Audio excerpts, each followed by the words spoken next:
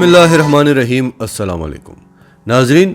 Regime change operation के बाद America को पूरी दुनिया में बड़ी शर्मिंदगी का सामना करना पड़ा, बड़ी बदनामी हुई और हमारे यहाँ पर भी जो बड़े बड़े लोग हैं उनकी भी बड़ी बदनामी हुई। लेकिन उसके बावजूद ये अपने मौक़िफ़ पर डटे हुए हैं कि कुछ भी हो जाए अब इम्पोर्टेड सरकार ही मुल्क को चलाएगी और इमरान खान ने किसी भी सूरत वापस नहीं आना, क्योंकि इसके मकासद बहुत बड़े बड़े हैं। सबसे बड़ा मकसद जो था कि पाकिस्तान को डिस्टेबल करना है, जो अमेरिका की पॉलिसी है कि पाकिस्तान को कभी स्टेबल नहीं होने देना।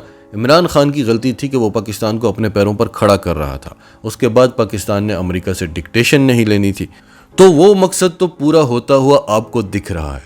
पाकिस्तान दिवालिया होने के बिल्कुल करीब आकर खड़ा हुआ है। पहले हमने जीटी रोड और इस्लामाबाद के 4 बड़े एसेट्स को गिरवी रखने का फैसला किया। उसके बाद हम पाकिस्तान स्टील मिल्स, पाकिस्तान के सारे बड़े बड़े एयरपोर्ट्स, पीआईए के रोजवेल्ट होटल्स, के इलेक्ट्रिक, पाकिस्तान स्टील मिल्स, ये बेचने या लीज पर देने की कोशिश कर रहे हैं। और जो मुल्क ख्वाहिशमंद हैं उन्होंने ख्वाहिश का इजहार भी कर दिया। इसराइल को तस्लीम करने की बात चल पड़ी है, अमेरिका को अड्डे देने की बात चल पड़ी है। और आज जो हम आपको खबर देने जा रहे हैं उसके बाद आप कश्मीर पर भी अपना मौक़िफ़ हमेशा हमेशा के लिए भूल जाएं। तो डिटेल्स में जाते हैं। उससे पहले अगर अभी तक आपने हमारा चैनल सच टीवी सब्सक्राइब नहीं किया तो इसे अभी सब्सक्राइब करें और बेल आइकन पर क्लिक करें ताकि हमारी आने वाली वीडियोस आपको वक्त पर मिलती रहें। तो एनडीटीवी की खबर सुन लें। Jammu and Kashmir to host G20 summit next year. G20 का अगला समिट जम्मू एंड कश्मीर में होने वाला है। G20 summit in Jammu and Kashmir. This will be the first major international summit to be held in Jammu and Kashmir after the Article 370 of the Constitution was withdrawn by Modi government. जब से मोदी की हुकूमत ने article 370 का खात्मा किया है उसके बाद से लेकर अब तक ये कश्मीर में सबसे बड़ा इंटरनेशनल समिट होगा। और उससे पहले भी कश्मीर में कभी कोई इंटरनेशनल समिट नहीं हुआ। अब इसकी डिटेल्स आपको बताते हैं कि इससे हमें क्या नुकसानात होने वाले हैं। उससे पहले आप ये जान लें कि G20 का जो समिट होता है वो दुनिया के बड़े बड़े इवेंट्स में से एक होता है, क्योंकि G20 कंट्रीज वो हैं जो दुनिया की 80% जीडीपी को होल्ड करते हैं। यानी ये जो 20 ममालिक हैं दुनिया की 80% जीडीपी इनकी है, बाकी पूरी दुनिया की 20% है। फिर 60% आबादी भी इन ममालिक की है। तो इतना बड़ा इजलास उस कश्मीर में होने वाला है जिसे अक़वाम मुत्तहिदा ने डिस्प्यूटेड रीजन डिक्लेयर किया हुआ है। अब आपको बताते हैं कि पलकी शर्मा ने वियो न्यूज़ के शो ग्राविटास में इस पर तबसरा करते हुए क्या कहा। उन्होंने कहा कि यह सबसे बड़ा ग्लोबल इवेंट होगा जो कश्मीर में होस्ट किया जाएगा। उन्होंने कहा कि यह कोई छोटी बात नहीं है, ये इंडिया अपनी तारीख का सबसे बड़ा काम करने जा रहा है। उन्होंने कहा कि कश्मीर की सिक्योरिटी के जो मामलात थे कभी तवक्का नहीं की जा सकती थी कि यहाँ कभी इतना बड़ा इवेंट हो सकेगा। और फिर वो काम जो पहले कभी भी नहीं हो सका वो कश्मीर का स्टेटस तब्दील होने के बाद हो रहा है, यानी आर्टिकल 370 के खात्मे के बाद हो रहा है। ये कश्मीर की तारीख, उसका प्रेजेंस और उसका फ्यूचर बदल देगा। इस इवेंट के बाद कश्मीर का स्टेटस चेंज हो जाएगा और इसको डिस्प्यूटेड रीजन की नज़र से नहीं देखा जाएगा।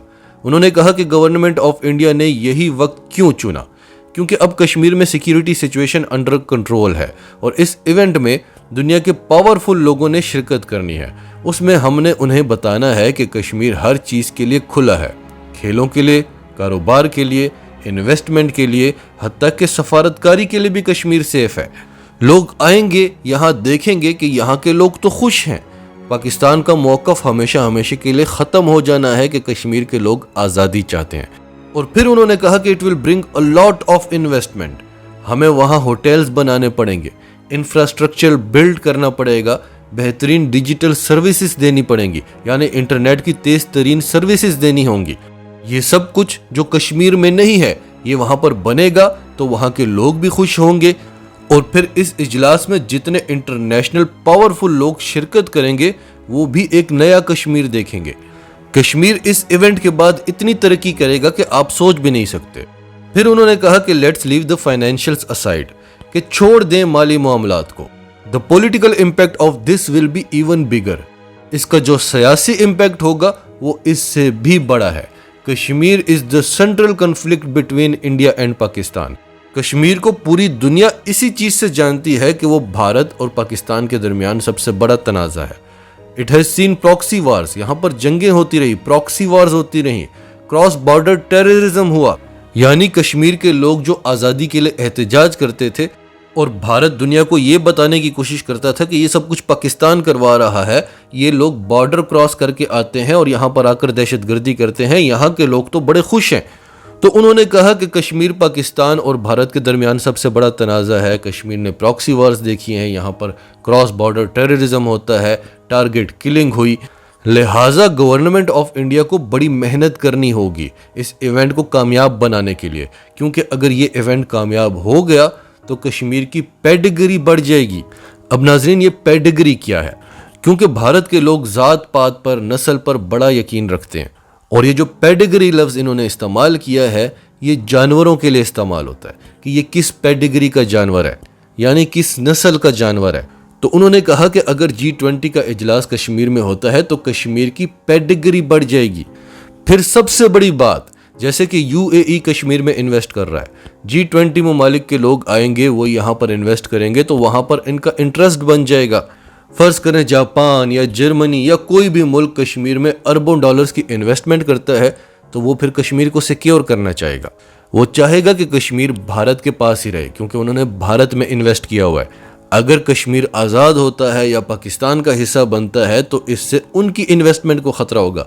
तो इस तरह से बड़े बड़े ममालिक भारत के साथ खड़े हो जाएंगे। पूरी दुनिया कश्मीर के मौक़िफ़ पर भारत का साथ देगी, आप अकेले खड़े होंगे, आप क्या कर लेंगे? और फिर इस वक्त जो हमारी हुकूमत है उनका मौक़िफ़ क्या है?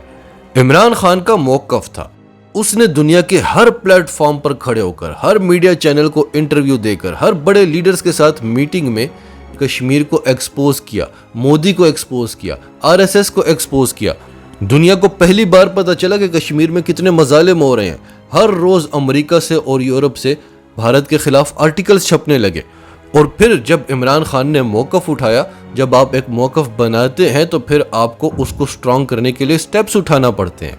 हमने उनका हाई कमिश्नर वापस भेज दिया और अपना वापस बुला लिया, तिजारत बंद कर दी, उन पर एयर स्पेस बंद कर दी, मुज़ाकरात बंद कर दिए, शर्त रखी कि जब तक आप आर्टिकल 370 को बहाल नहीं करते तब तक तो आपसे मुज़ाकरात भी नहीं हो सकते।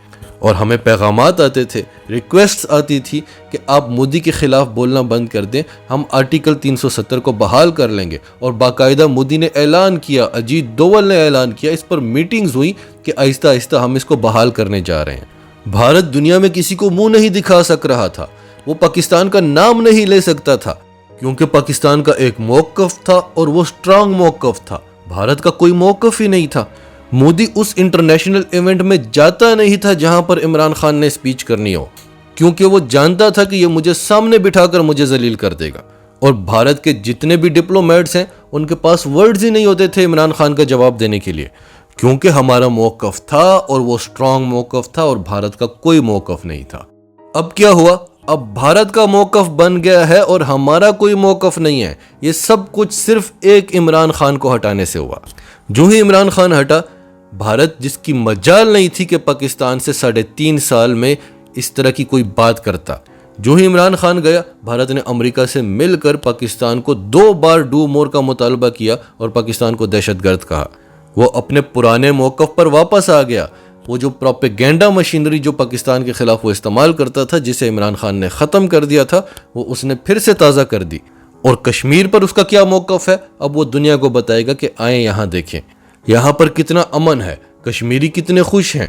और फिर जब दुनिया वहाँ पर इन्वेस्ट करेगी तब आप कैसे कश्मीर की आज़ादी का मुतालबा करेंगे। तो अब भारत का मौक़िफ़ बन गया है। हमारा मौक़िफ़ क्या है? हमने कहा है कि कुछ भी हो, हमने भारत के साथ ताल्लुकात बेहतर करने हैं। हमारे बिलावल भुट्टो जरदारी ने तो यहाँ तक कह दिया कि अगर आपने मईशत खड़ी करनी है तो आपको भारत के साथ तिजारत करनी होगी। तो अब दुनिया देख रही है कि पाकिस्तान की तरफ से तो सब ओके है, पाकिस्तान तो भारत की मिन्नत कर रहा है कि हमारे साथ ताल्लुकात बेहतर करो। अगर भारत कश्मीर में मजालिम कर रहा होता तो क्या पाकिस्तान भारत के साथ ताल्लुकात बेहतर करना चाहता? दूसरी तरफ भारत है जो पाकिस्तान को मुंह नहीं लगा रहा। उस दिन अजीत डोवल ने क्या कहा कि ठीक है ताल्लुकात बेहतर करेंगे, लेकिन जब हमारी मर्जी होगी तब करेंगे। ये जवाब मिला था बिलावल भुट्टो जरदारी को। तो दुनिया ने यह भी देखा कि भारत तो पाकिस्तान को मुंह नहीं लगा रहा, इसका मतलब कि पाकिस्तान ही गलत करता है। पूरी की पूरी गेम ही उलट गई है सिर्फ इमरान खान को हटाने से।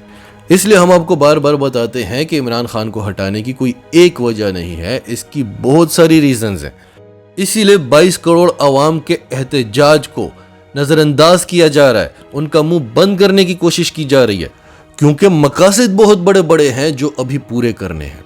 नाजरीन, आपकी सबके बारे में क्या राय है? कमेंट्स में अपनी राय का इजहार करते रहें।